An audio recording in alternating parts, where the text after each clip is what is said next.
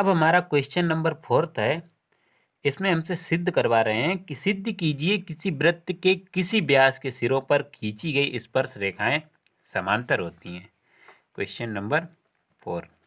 तो अगर हम एक सर्किल बना लें, ये कह रहे इसके अगर ये हमारा व्यास है, ये केंद्र है, ठीक, तो इसके व्यास के सिरों पर खींची गई स्पर्श रेखाएं परस्पर समांतर होती हैं, ये हमें सिद्ध करना है।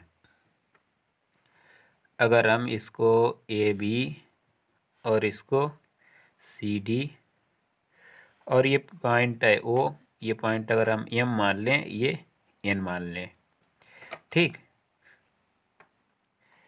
अब हमको पता है कि स्पर्श बिंदु को केंद्र से मिलाने वाली रेखा स्पर्श बिंदु पर लंब होती है, यानी कि जो स्पर्श रेखा है वो त्रिज्या पर लंब होती है। स्पर्श बिंदु को केंद्र से मिलाने वाली रेखा स्पर्श बिंदु पर लंब होती है, ठीक। तब जो है हमारा ये कितना हो जाएगा, कोण M B O, B M O, कोण बी एम ओ, क्योंकि एंगल जो हमें है वो कितना बीच में रखना होता है। ये कितना हो जाएगा 90 डिग्री, ये 90 अंश होता है, ठीक।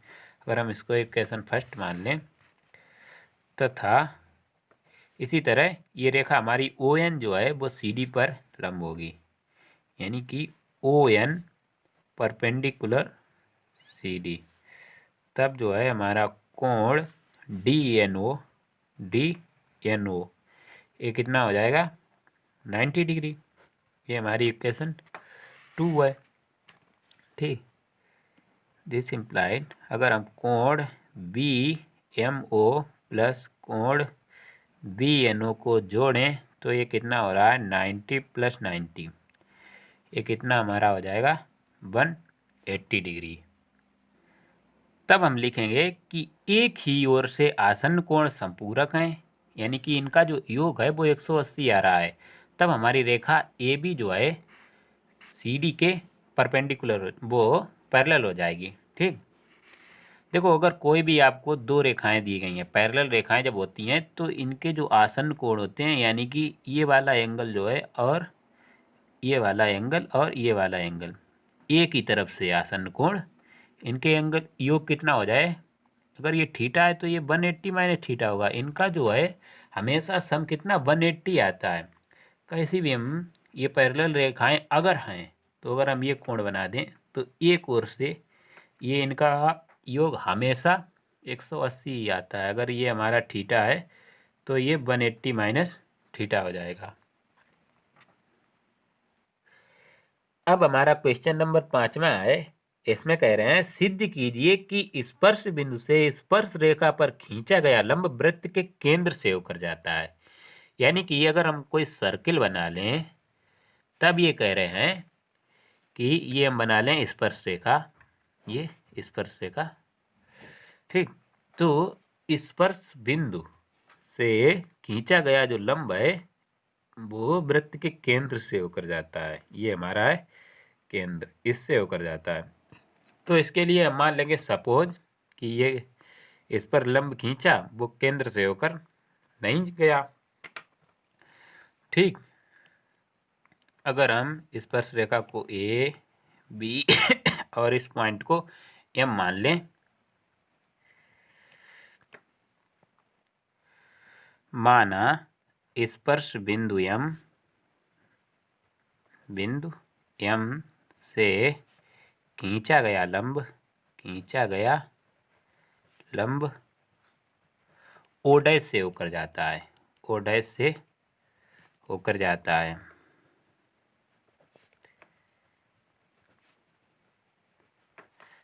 तब जो है ये हमारा एंगल कितना हो जाएगा, कोण ओ डैश एम बी बराबर कितना हो जाएगा 90 डिग्री, क्योंकि हम इस पर जो है लंब खींच रहे हैं, परपेंडिकुलर डाल रहे हैं, ठीक। ये हमारी इक्वेशन हो जाएगी फर्स्ट, ठीक। चूंकि हम जानते हैं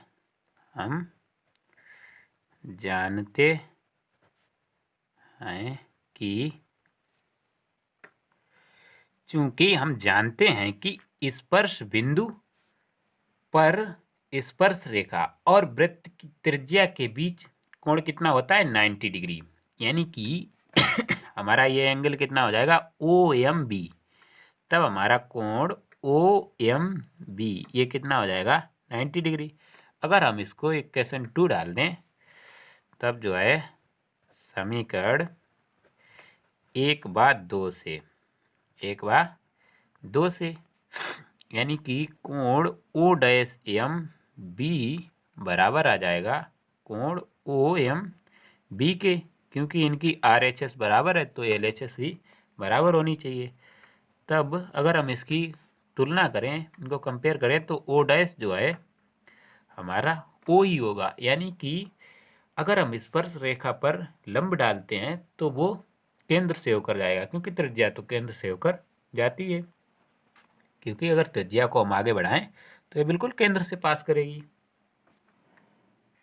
तो इसमें हम लिख देंगे अतः स्पर्श बिंदु से स्पर्श रेखा पर खींचा गया लंब वृत्त के केंद्र से होकर जाता है। ये हमारा प्रूव हो जाएगा। अब हमारा क्वेश्चन नंबर 6 है। इसमें बोल रहे हैं एक बिंदु A से जो एक वृत्त के केंद्र से 5 सेंटीमीटर की दूर है, वृत्त पर स्पर्श रेखा की लंबाई 4 सेंटीमीटर है, वृत्त की त्रिज्या ज्ञात कीजिए।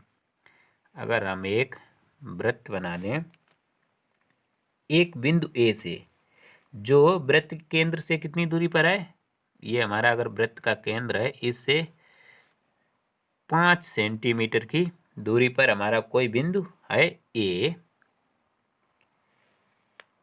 और स्पर्श रेखा की लंबाई कितनी है, अगर हम इससे स्पर्श रेखा डालें तो इसकी लंबाई है हमारी 4 सेंटीमीटर। तब हमें वृत्त की त्रिज्या ज्ञात करनी है, ये हमारी रेडियस। अगर हम इसको पॉइंट O और इसको पॉइंट B मान लें तब हमें पता है क्या कोण B बराबर कितना होगा 90 अंश, ये हमारा होगा 90 डिग्री।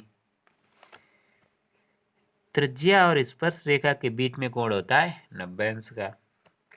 तब पाइथागोरस प्रमेय से पाइथागोरस थ्योरम क्या होती है, कर्ण स्क्वायर बराबर आधार स्क्वायर प्लस लंब स्क्वायर। यानी कि देखो अगर ये 90 डिग्री है तब इसके सामने वाली भुजा हमेशा कर्ण होती है। ये थीटा है तब ये लंब हो जाएगी, ये थीटा है तब ये लंब हो जाएगी। लंब कोई भी हो सकती है, इट डिपेंड अपॉन थीटा। तो कर्ण तो हमारी 5 होगी, यानी कि 5 का वर्ग प्लस आधार इसमें कोई सी भी 4 का स्क्वायर, यानी कि और ये R स्क्वायर। ठीक, इसको हम आगे पीछे लिखेंगे कोई फर्क नहीं पड़ेगा। ये हमारा आ जाएगा 25, ये आ जाएगा 16 R स्क्वायर। अगर हम R स्क्वायर लिखें तो ये हमारा हो जाएगा 25 माइनस 16, क्योंकि इसको यहीं पे रखें तो ये हमारा 25 माइनस 16 ये कितना आ जाएगा 9। R स्क्वायर बराबर 9 है। अगर हम इसका वर्गमूल लें तो R बराबर आ जाएगा 3, क्योंकि ये हमारी जो है त्रिज्या डिस्टेंस है, प्लस माइनस नहीं लिखेंगे, माइनस वाला हम लेंगे नहीं, इसलिए R बराबर केवल 3 सेंटीमीटर में है ये, तो ये भी हमारी आ जाएगी 3 सेंटीमीटर। इसके बाद हमारा क्वेश्चन नंबर 7 है, ये तो था हमारा 6।